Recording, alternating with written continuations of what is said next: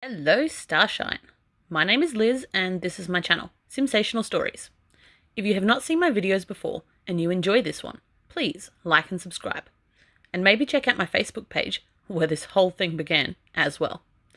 All relevant links are in the description below, and of course, if you're a Sims player and you'd like to download any of the characters featured in my stories, just search the hashtag Simsational Stories on the Sims 4 gallery. All original content is created by This Is Not Eric. Alrighty then. So, welcome. And what is up, Buttercup?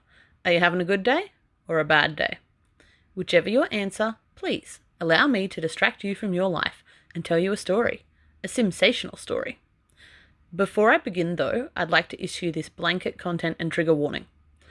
The following story is just Sims, hey. I'm not going to apologise for treating them terribly, if that's what I've done. But I do want to assure you now that although I mean absolutely no harm, I completely understand if you feel unable to consume my content. Many loves, and we will catch each other on the internet elsewhere.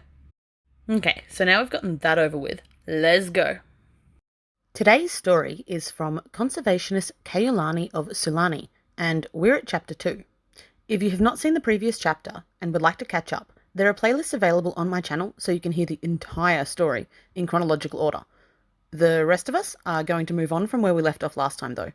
So without further ado. Kaiulani Lunalilo had had an idyllic life living alone on the islands of Sulani until quite recently, when she'd practically adopted homeless teenager Sunflower Andrews.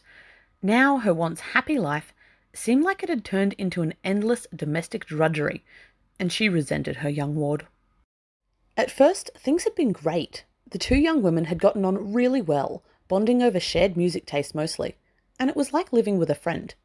Kaiulani's home was small, basically a shack. The bathroom was even outside, and although it was cozy in the beginning, the close quarters soon began to grind. Before too long, Kaiulani had found herself almost unconsciously taking on the role of an unwelcome parent. She'd also tried to get Sunflower to reconnect with her parents, and had that plan backfire, and things were quickly reaching a breaking point between the two young women. Luckily for Kaiulani, there was a convenient and nearby solution. The local Key Point commune, Ohana Hale, always had room for new members. Kaiulani had worked with Ohana's founder, Lucas Pointer, and she hoped he would be willing to help her. Whatever Lucas had expected when Kaiulani invited him over to dinner, it sure wasn't a request/offer of a new member of his community. He hadn't even known she had had anyone staying with her. This did explain how tired she'd been looking recently. Lucas was delighted to offer Sunflower a place at Ohana Hale though. Their small but tight-knit community lived off the grid while working together with Kaiulani and other conservationists to clean Sulani up, and he thought Sunflower could benefit from moving there. Ohana Hale threw Sunflower a welcome to commune party, which Kaiulani attended. She had met most members of the commune in passing at some stage or another, but this was the first time she'd seen everyone together. Including Sunflower, there were now 8 members of the island community. It was at Sunflower's welcome party that Kaiulani met Alejandro Varela for the first time. Alejandro's mother, Nina, was in a relationship with Lucas Pointer, the commune founder, and the young man had only recently moved to Ohana Hale himself, so they hadn't come across one another before now. Just 6 months before, Alejandro had suffered a great loss. His beautiful wife, Dominique, mother of their newborn son Angelo, had died of a sudden heart attack, leaving the handsome young father heartbroken with grief. And after the funeral, he and his mother had moved to Ohana Hale. Alejandro's time at Ohana Hale had already helped heal his wounded heart. The simple life they led there was soothing, and he found himself slowly coming back to life. He and his mother Nina were both powerful spellcasters, and working on his magic was another way Alejandro brought meaning to his life without Dominique. At first, after his wife had died, Alejandro had felt as if he couldn't go on, and if he did, life would never be the same. He would never feel happy again. But as time went on, he found the miracle of human nature was that you eventually began to move on from loss, whether you liked it or not. He still missed Dominique with all his heart, but he had begun to smile again and not feel guilty about it. It was at this stage in his life that Alejandro met Kaiulani Lunalilo. He definitely hadn't been looking for anything or anyone. But even on that first night at Sunflower's welcome party, Alejandro knew he felt something undeniable for the beautiful young island woman. She was kind and unassuming, accepting him in a heartbeat, and Alejandro began to wonder, could his broken heart learn to love again? Kaiulani was fascinating. She was a passionate conservationist whose work took her all over Sulani, and Alejandro fell in love with her almost without realizing. They hadn't even gone on one date, and he was smitten beyond comprehension. The devotion she showed to the planet was inspiring, and he wondered if he could even distract her from it. Would she be interested in him? Telling fellow commune member Floria Levesque about it, Alejandro asked if she would possibly agree to babysit.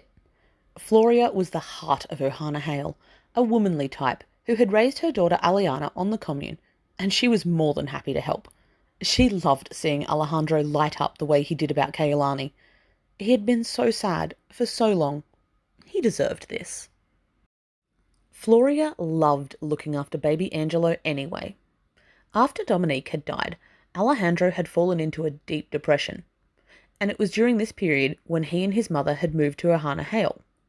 Floria had often taken care of the infant before, considering any child on the commune her business, almost as a second nature. With his son safely taken care of, Alejandro asked Kaiulani to meet him at a coffee shop in Windenburg. He told her then that she was the first woman to have caught his eye since his wife had died, and he wanted to take things slowly if she didn't mind. He hadn't dated in many years, and if truth was told, he wasn't entirely sure he was ready. He just felt something for her, so irresistible that he couldn't wait either. Kaiulani was quick to reassure Alejandro. She had never really expected any of this to happen. She'd known he was a widower with a baby son, and although she'd been attracted to him, very attracted, she thought privately, when they first met, she hadn't thought anything could happen between them for many months, if at all. He had asked her out, though, and she had wanted to say yes. That first date between them was like no other. It was as if they were made for each other. They had similar, although not quite the same, tastes in most things, disagreed strongly but respectfully a few times, laughed often, and had an almost overwhelming amount of physical chemistry. They discovered that they had often been in the same places over the years at ever so slightly different times, and even had a few long-term mutual friends.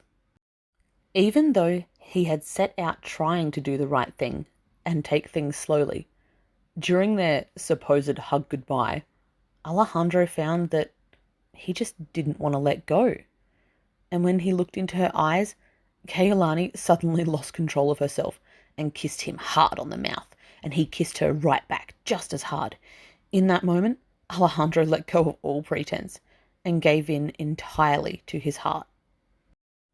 Alone at Kaiulani's that night, there were no other sounds except one another's breath, the wind and the distant waves crashing on the beach. They stared into one another's eyes with naked vulnerability and found within one another a reassuring yet firm softness. Love. That true and inescapable, meant-to-be kind of love. It felt like they were in a movie. And that brings us to the end of Chapter 2 of Conservationist Kaiulani of Sulani. If you've enjoyed this video, don't forget to like and subscribe so you can tune in soon to hear the next chapter. Or like I said, look us up on Facebook. Bye!